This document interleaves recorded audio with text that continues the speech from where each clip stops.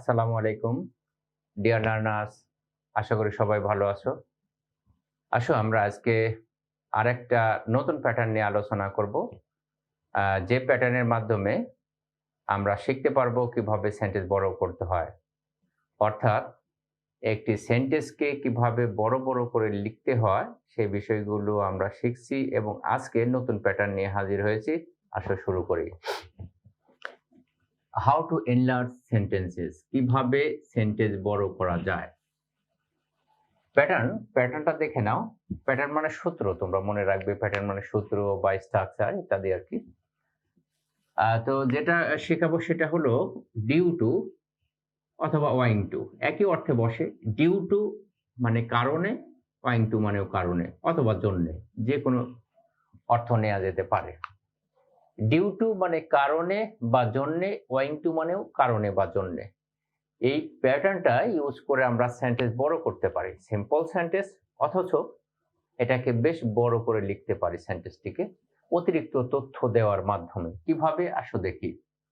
তো এখানে due to অথবা ওয়িং টু বসার পরে কিছু শব্দ বসিয়ে দিব, তারপরে আরেকটা প্রিন্সিপাল ক্লজ আমাদের বসাতে হবে। একটি ক্লজ তো থাকবেই, ক্লজ না থাকলে তো ফ্রেজের সাথে সম্পর্কযুক্ত হবে না। আর ফ্রেজ সরাসরি কোনো অর্থ দিতে পারে না, কারণ ফ্রেজকে হতে হলে ক্লজ হতে হয় বা সেন্টেন্স হতে হয়। সেজন্য আমরা সেন্টেন্সের সাথে অতিরিক্ত একটি ফ্রেজ যোগ করে অতিরিক্ত তথ্য দিতে চাই। আসো দেখে নিই এক নম্বর স্ট্রাকচার বা গঠনটি কেমন হবে। ডিউ টু এর পরে যে ভার্ব থাকবে সেই ভার্বের সঙ্গে আইএনজি বসাতে হবে, তারপর অতিরিক্ত তথ্য বা শব্দ বসিয়ে দেব এবং পরে আরেকটি ক্লজ বসাবো।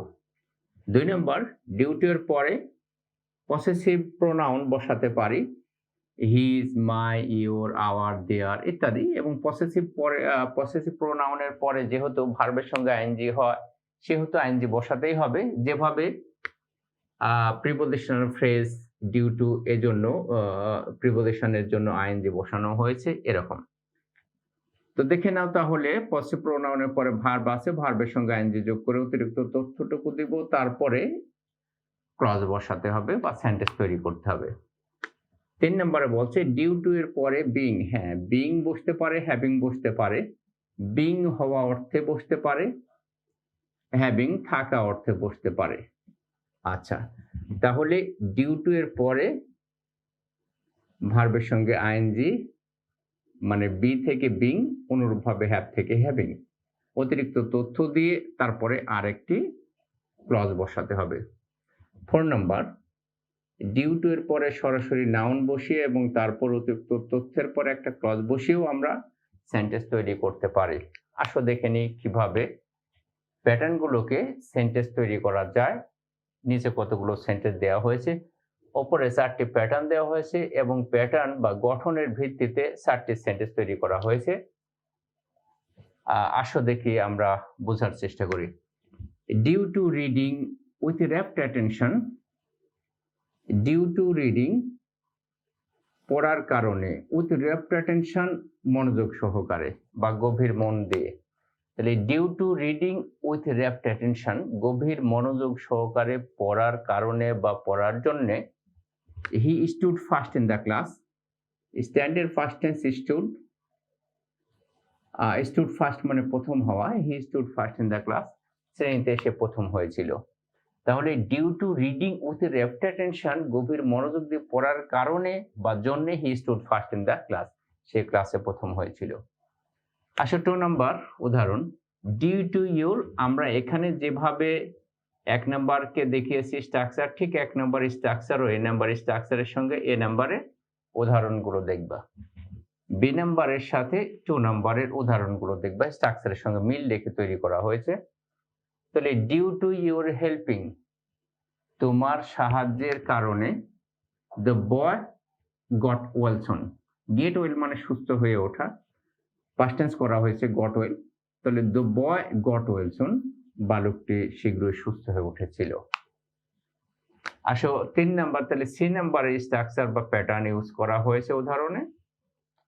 ডিউ টু বিং স্কিলড, এখানে বিং বসিয়ে, যেহেতু এখানে বিং এর কথা বলা হয়েছে, বিং বসিয়ে অ্যাডজেক্টিভ দেওয়া হয়েছে। তো এই ডিউ টু বিং স্কিলড, দক্ষ হওয়ার কারণে, দক্ষ হওয়ার জন্য, ইন প্লেইং ক্রিকেট, ক্রিকেট খেলায়। তাহলে ক্রিকেট খেলায় দক্ষ হওয়ার জন্য বা দক্ষ হওয়ার কারণে রিফাত ওয়াজ মেড ক্যাপ্টেন, রিফাতকে ক্যাপ্টেন বা দলনেতা বানানো হয়েছিল। তাহলে রিফাত ওয়াজ মেড ক্যাপ্টেন, এটা দেখতে পাচ্ছ যে এটা প্যাসিভ মোডে লেখা আছে, রিফাত ওয়াজ মেড ক্যাপ্টেন, রিফাতকে ক্যাপ্টেন বানানো হয়েছিল। আসলে 4 নাম্বার, তার মানে ডি নাম্বারের প্যাটার্নের সঙ্গে মিল রাখা হয়েছে।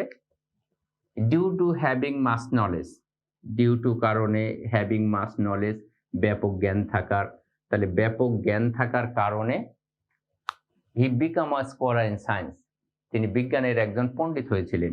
হি বিকেম, পাস্ট টেন্সে লেখা আছে বিকামে, আই স্কলার একজন পণ্ডিত হয়েছিলেন, ইন সায়েন্স বিজ্ঞানে। তাহলে আমাদের ডিউ টু অথবা ওয়িং টু দিয়ে আরো কিছু তথ্য আমরা দিতে চাই, দিয়ে তারপরে ক্লজ তৈরি করে দেব। ক্লজ তৈরি করে দিলে আরো বড় বড় সেন্টেন্স এখান থেকে তৈরি করা সম্ভব। আমি বিশ্বাস করি যেভাবে সেন্টেন্স বড় করা যায় সেই প্যাটার্নগুলো নিয়ে আলোচনা করছি। তোমরা যদি নিয়মিত ভিডিওগুলো সব দেখো এবং মনে রাখতে পারো তাহলে নিঃসন্দেহে তোমরা ভালো করতে পারবে ইংলিশে, বিশেষ করে রিটেন ইংলিশে অথবা স্পোকেন ইংলিশ উভয় ক্ষেত্রেই ভালো করতে পারবে আশা করি। ভিডিওটি দেখার জন্য তোমাদের সবাইকে অনেক ধন্যবাদ।